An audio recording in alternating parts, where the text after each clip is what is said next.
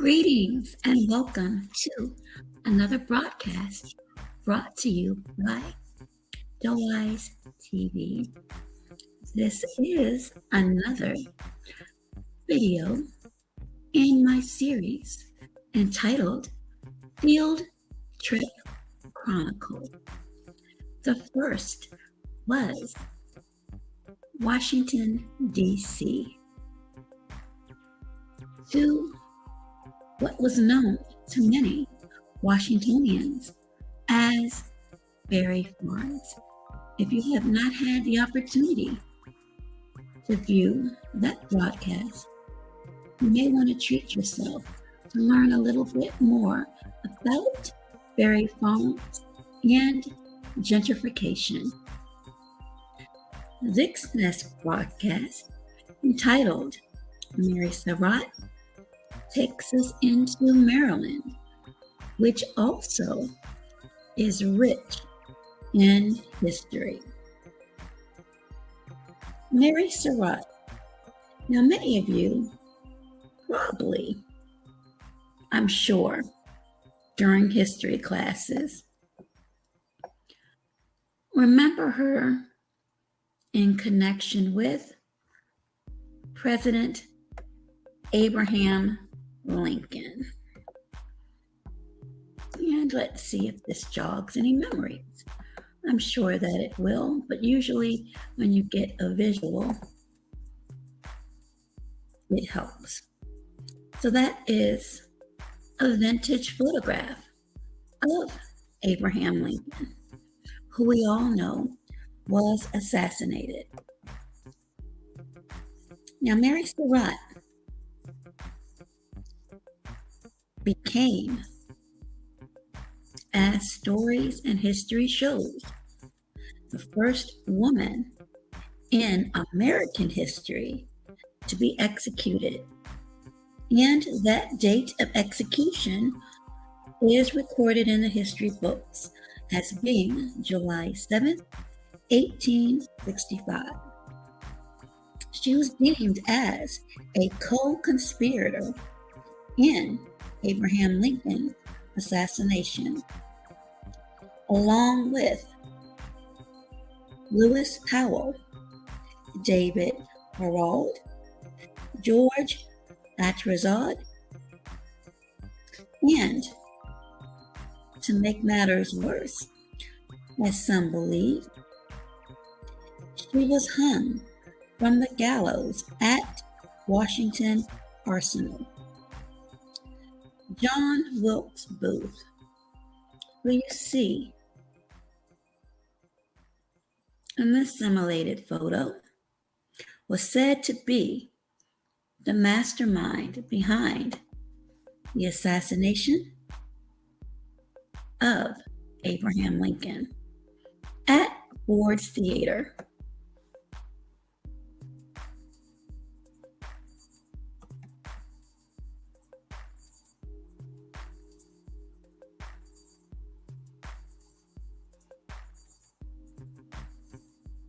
I'm sure many again know this story and this historical photo.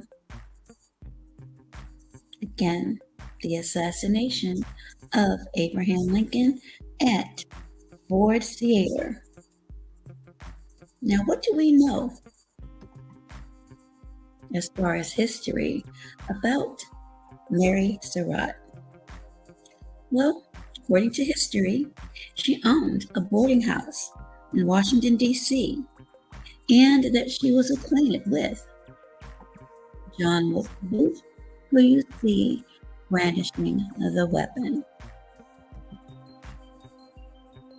In addition, according to history, days before the assassination, Booth allegedly gave Mary Surratt a package that contained binoculars and another that contained guns.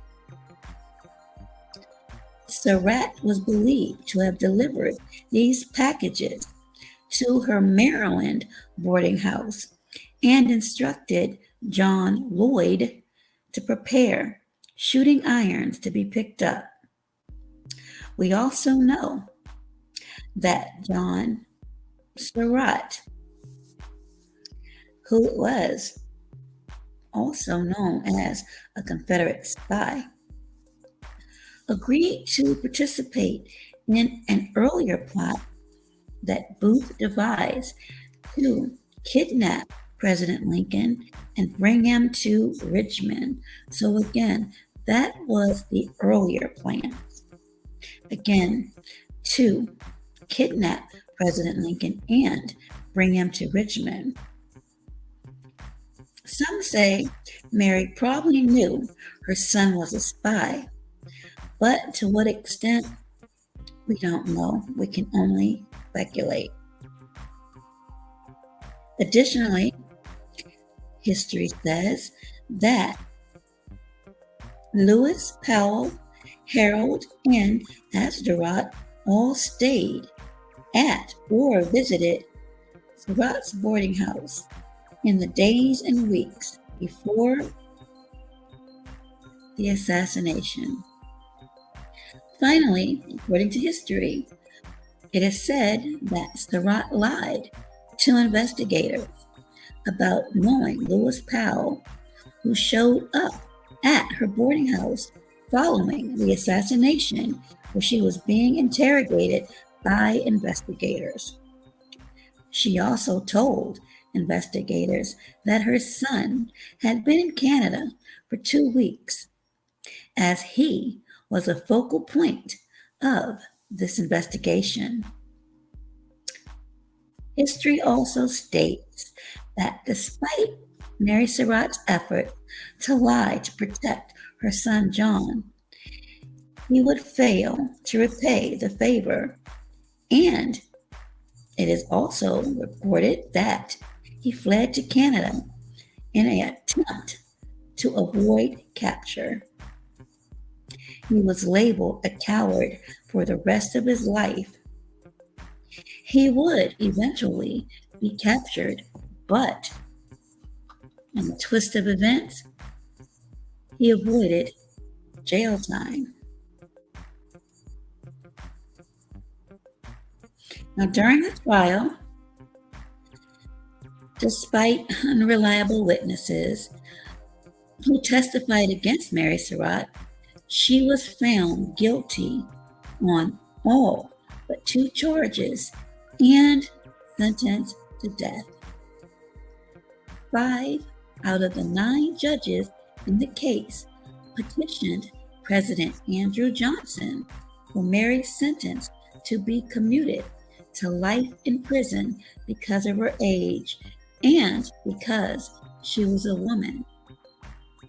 But Johnson either never saw the petition or refused to sign it.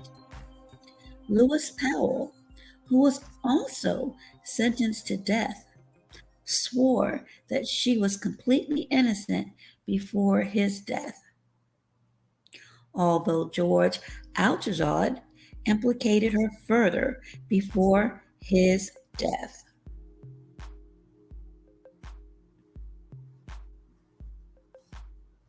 These are short clips of the Maryland Tavern. Again, fair use. And this is known as Surrattsville, which is in Clinton, Maryland. Fair use.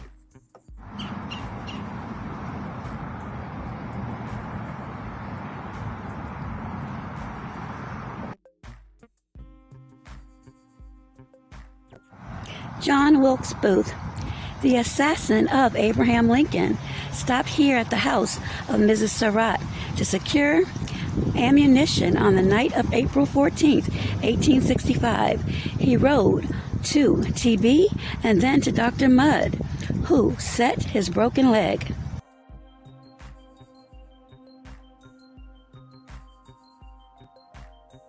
And here is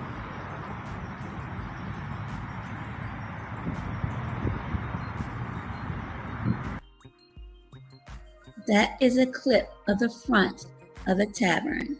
Fair use.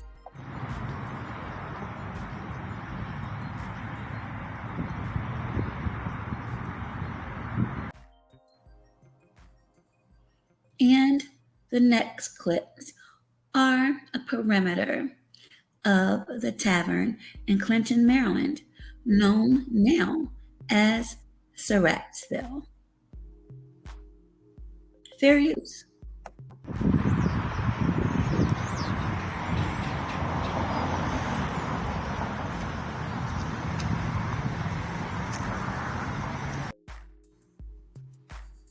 And the next,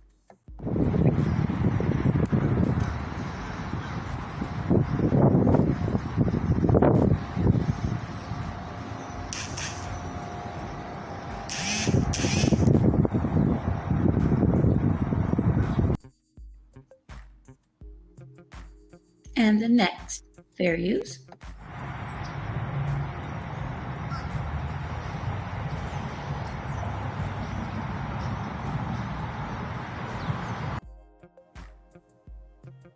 And finally, the next. And those of you from the Washington, D.C. area, this is right off of Route 5, Woodyard Road in Clinton. And it's also off of Brandywine Road. Those of you familiar with B.K. Miller, it's about a mile, if that long. Again, fair use.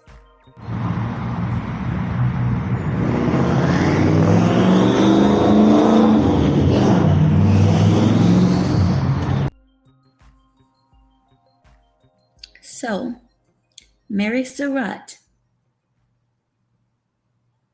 by history's account, is the first American woman executed